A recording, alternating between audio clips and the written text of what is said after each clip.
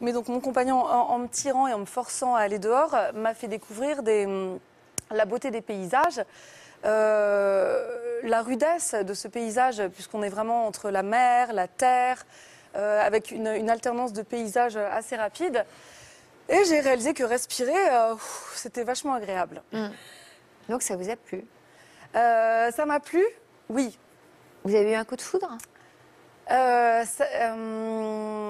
avez été étonnée d'apprécier?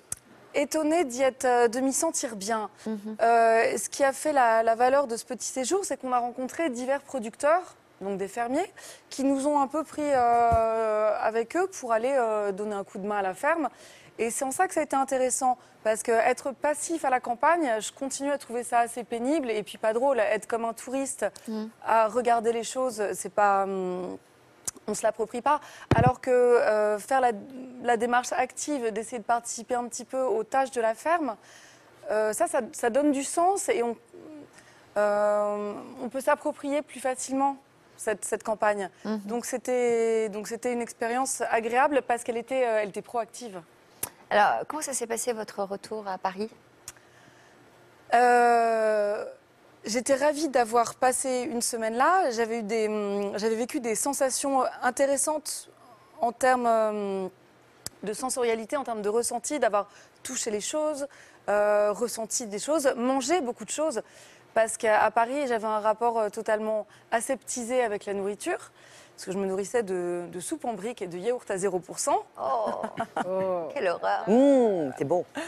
Et là-bas, soudain, on mangeait des gros plats en cocotte, des gros pot-au-feu, des légumes pleins de terre. On connaissait presque le champ ou la tête de l'animal qu'on allait manger. Ce qu'on n'a pas avec la brique. C'est vrai. Voilà. Ouais. Mais c'est très important parce que soudain, ça donne de la matière, ça donne du sens à ce qu'on mange. Donc du coup, ça vous a... Quand vous êtes rentrée à Paris, vous avez trouvé que ça sentait mauvais, que... Non, mais je m'étais trouvée un peu plus vivante pendant cette expérience à la campagne et revenir dans une vie aseptisée à Paris.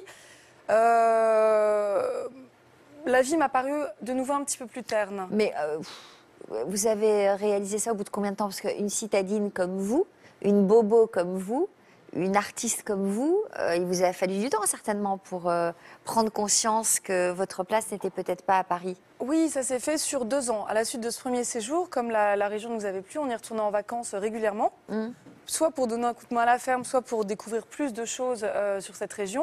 Et progressivement, je me rendais compte que j'étais vachement mieux dans mes baskets et que je ne pensais pas à mon psy quand j'étais dans cet élément naturel.